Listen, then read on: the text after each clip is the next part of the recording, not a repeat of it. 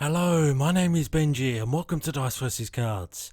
Today we review Magic Maze in 5 minutes or less. And we're going to find out what happens when communication limits and mild dexterity have a board game baby. But most importantly, we explore whether mazes that aren't magic even exist, so why the need to state the obvious?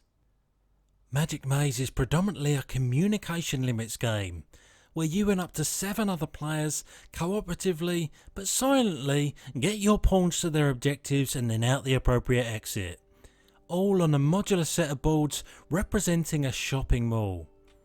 Whilst you can't utter a single word, you do have a please bloody look at me super pawn to grab people's attention.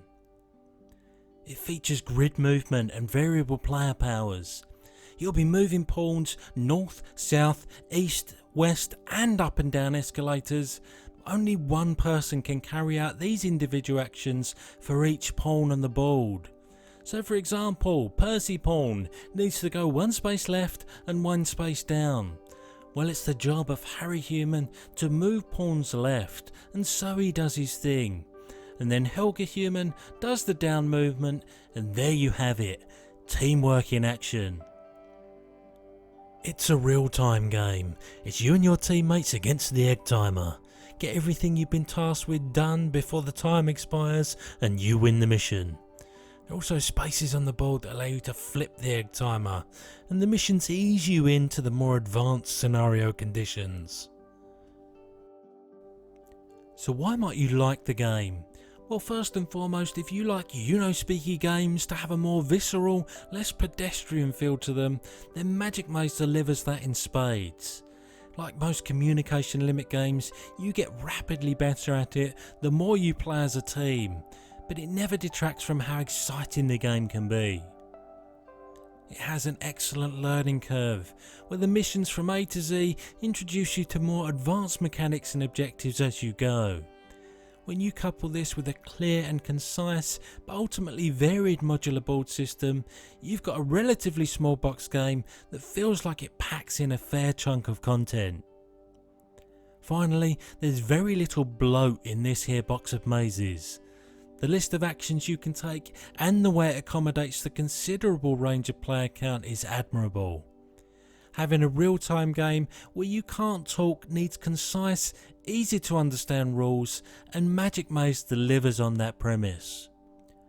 But why might you not like it? Well, if you like to feel like you've personally and single-handedly saved the day, you need to look elsewhere.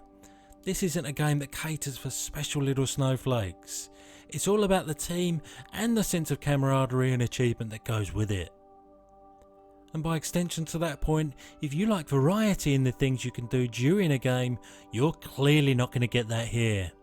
Without context, this is quite possibly the most boring and repetitive thing you can do with your leisure time.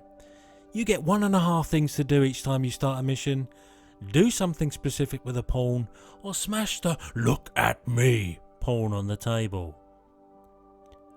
For similar games, you might want to try this if you liked Kitchen Rush or 5-Minute Dungeon.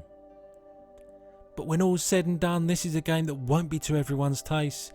But if you like truly cooperative, sequence-led games, I say you'll probably be delighted with it.